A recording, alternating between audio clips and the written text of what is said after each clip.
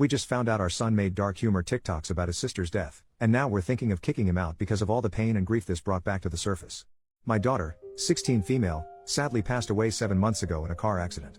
The other driver was speeding and weaving in and out of traffic like a maniac on the highway, ultimately hitting my baby girl. The driver died on impact, but my daughter passed away 6 hours later in the hospital due to her injuries. My wife and I attend individual therapy, as well as marriage counseling. It's been extremely hard for both of us, but we have made considerable progress given the circumstances. We begged our son to get therapy and go to family counseling with us, but he refused.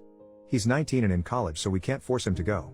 Our therapist gave us a list of warning signs to look out for, and he seemed to be coping pretty well with the loss. We decided to let him grieve in his own way. The issue is my wife discovered a video my son made that went viral on TikTok. It was reposted by another account. It was a dark humor video. There was captions that said before and after getting my driver's license, which was her school picture, and then a picture of her gravestone and the totaled car. The 3,000 plus comments were extremely messed up and had similar jokes. We found his account, which had more than one video like this.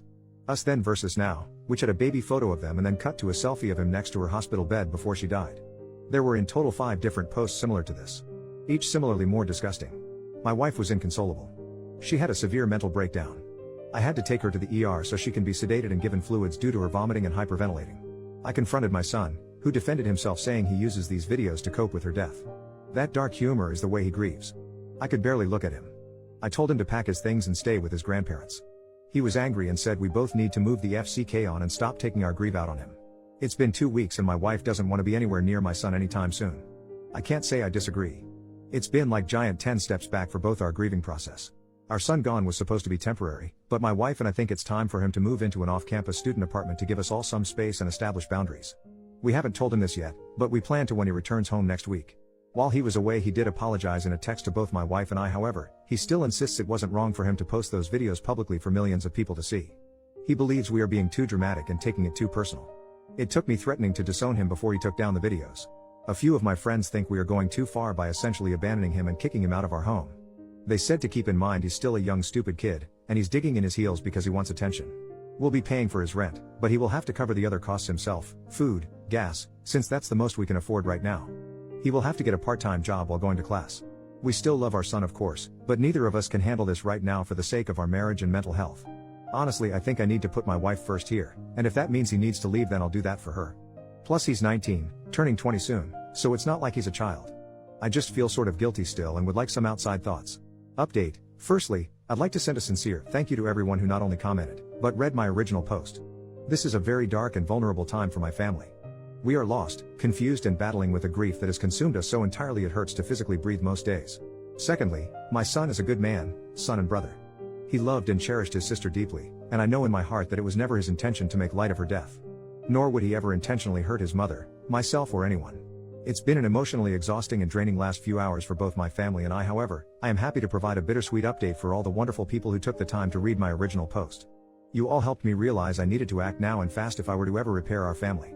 I called my son on the phone after reading the comments. I asked him why he posted those videos.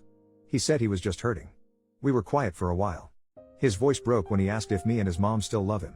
I failed my son. I failed him. What he needed was a father who gave unconditional love, support and protection. He needed his dad. I was too stupid, selfish and angry to see he was hurting more deeply than any of us. We lost our daughter, but he had lost his sister. We needed him to be the strong, mature son for his broken parents. The brave one. The one to shoulder our pain. We took his cry for help as him kicking us while we were down. My wife and I immediately left to go pick him up and bring him home. What I saw was a broken little boy needing his mom and dad. Not the pathological monster that our grief painted him as.